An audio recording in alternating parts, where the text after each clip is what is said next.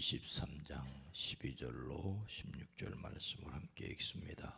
날이 새매 유대인들이 당을 지어 맹세하되 바울을 죽이기 전에는 먹지도 아니하고 마시지도 아니하겠다 하고 이같이 동맹한 자가 40여 명이더라. 대제사장들과 장로들에게 가서 말하되 우리가 바울을 죽이기 전에는 아무것도 먹지 않기로 굳게 맹세하였으니 이제 너희는 그의 사실을 더 자세히 물어보려는 척하면서 공회와 함께 천부장에게 청하여 바울을 너희에게로 데리고 내려오게 하라. 우리는 그가 가까이 오기 전에 죽이기로 준비하였노라 하더니 바울의 생질이 그들이 매복하였다 함을 듣고 와서 영내에 들어가 바울에게 알린지라. 아멘. 오늘도 그리스도 예수 안에서 승리하시기를 주의 이름으로 축복합니다. 공중조기 경보기, 공중조기 경보기라는 것이 있습니다. 고성능 레이더 역할을 하는 항공기이죠. 주로 군용으로 쓰이지만 민간 기관에서도 산림 감시 등으로 운영된다고 합니다. 전 세계적으로 작은 것에서부터 아주 큰 것까지 다양한 종류의 항공기에 레이더와 관제 시설을 탑재해서 운영하고 있습니다. 대표적으로 미국의 해군 항공대에 E2 호크아이가 있습니다. 이 공중조기 경보기가 필요한 이유는 지구가 둥글기 때문이라고 합니다. 지구가 둥글기 때문에 지상 레이더 기지에서 10km 정도만 벗어나면 지상과 레이더파 사이에 빈틈이 생기기 때문에 낮게 터서 침투해오는 비행체를 탐지하기 어렵다고 합니다.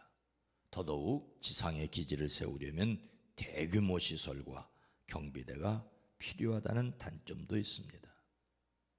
하지만 하늘을 나는 조기 경보기는 레이더에서 위에서 아래쪽으로 살피므로 더 먼 지역, 넓은 지역을 탐색할 수 있고 더더욱 이동이 가능하기 때문에 혼자 여러 넓은 지역을 맞는 장점이 있다고 합니다. 공중에 떠서 아군 지역으로 적의 비행기가 침투하기 전에 먼저 알려줘서 조기 경보기라고 부릅니다. 조기 경보기는 공군력을 2배로 만들어준다고 하죠.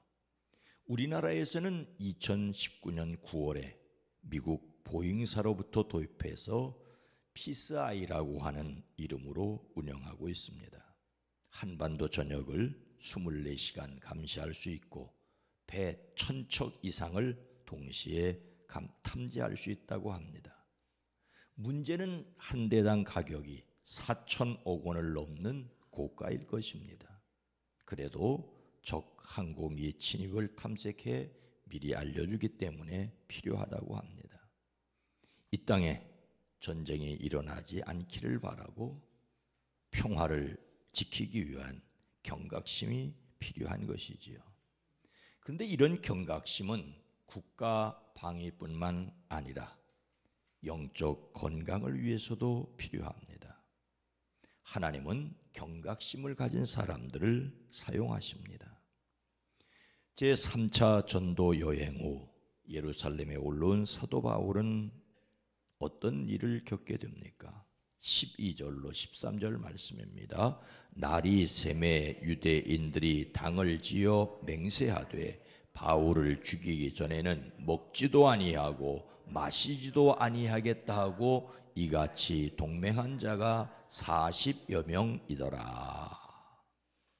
예루살렘으로 올라온 바울은 동족 유대인들에게 붙잡혀 매맞고 죽을 위기에 처하지요. 로마군 백부장이 군대를 이끌고 가서 구해 주었습니다. 이런 가운데도 바울은 천부장의 허락을 맡아 자신의 신앙을 간증하려고 하였지만 그들은 들으려고 하지 않았습니다. 오히려 군인들이 급히 바울을 데려와야 했습니다.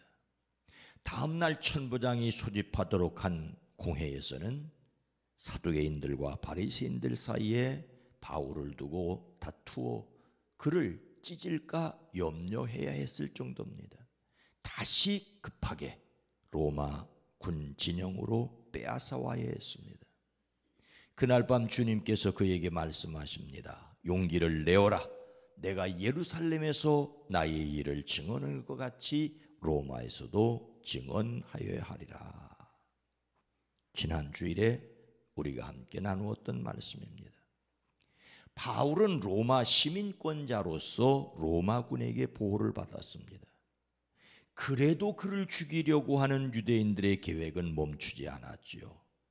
그들이 모의하기를, 몇몇 사람들이 모의하기를 바울을 죽이기 전에는 먹지도 마시지도 않겠다고 맹세합니다.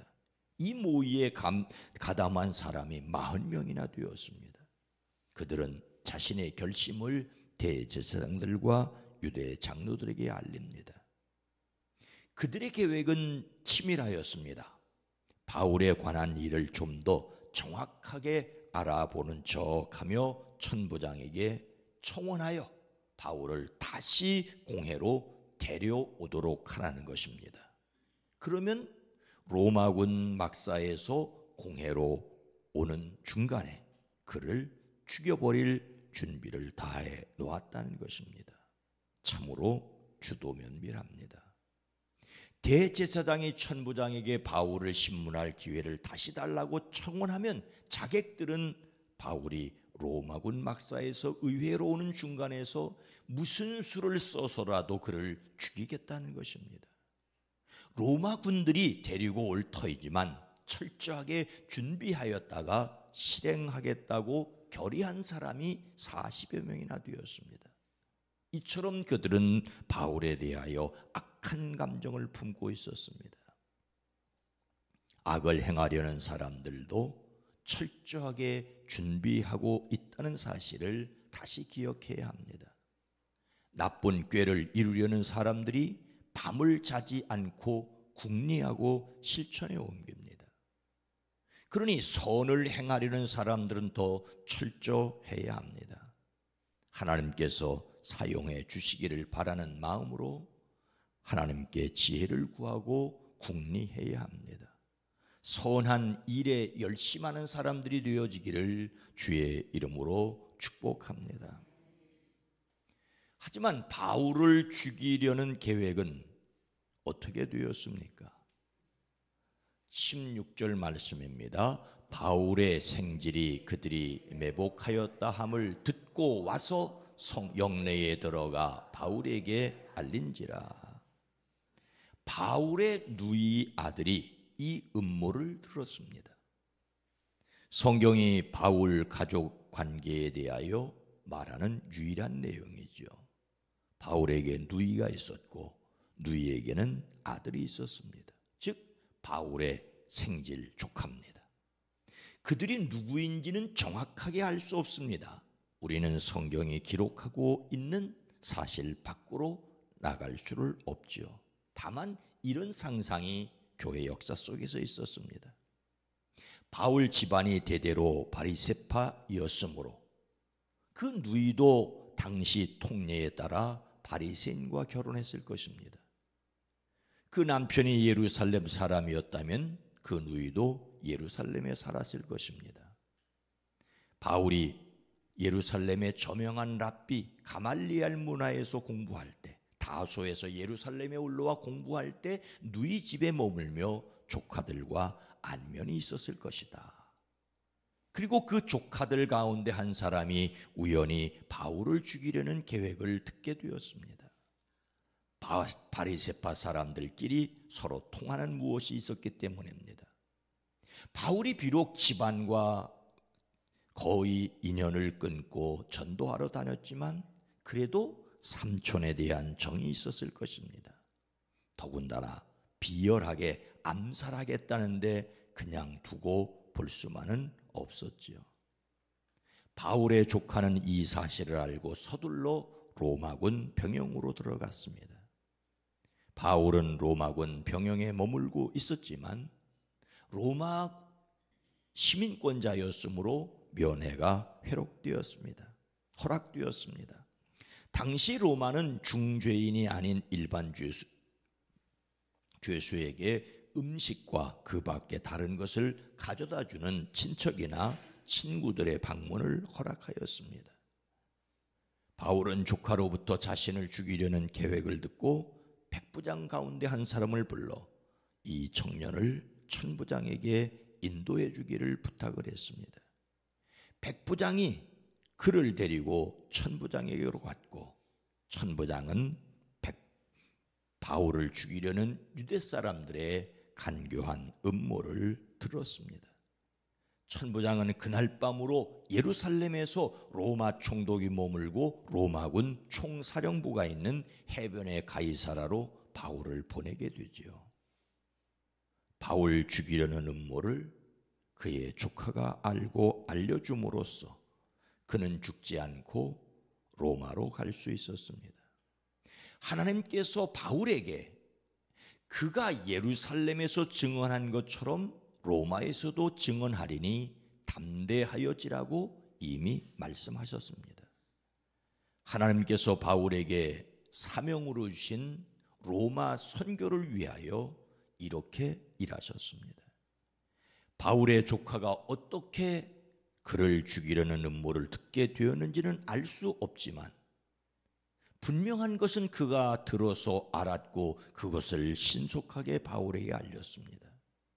만약 그가 듣지 않았더라면 바울을 살리시려는 하나님의 계획은, 로마로 보내시려는 계획은 다르게 진행됐을 것입니다. 조카가 아니라도 어떻게 또 다른 방법이 있었겠지요. 하나님께서 하시려는 일을 사람이 막을 수는 없습니다. 그런데 바울의 조카가 눈과 귀를 열어 두었기 때문에 그를 통하여 하나님께서 일하셨습니다. 그래서 그가 하나님의 일하시는 통로가 되었습니다. 하나님이 하시려고 하는 일은 우리가 하지 않아도, 우리 교회가 하지 않아도 하나님은 하실 겁니다. 다만 우리 교회가 쓰임 받음으로 우리가 하나님의 영광 가운데 있는 것입니다. 그렇게 그는 하나님께 쓰임을 받았습니다. 오늘 말씀을 마음에 새기고 하나님이 오늘 하루도 자신과 주변 사람들을 통하여 일하시도록 실천할 것은 무엇일까요?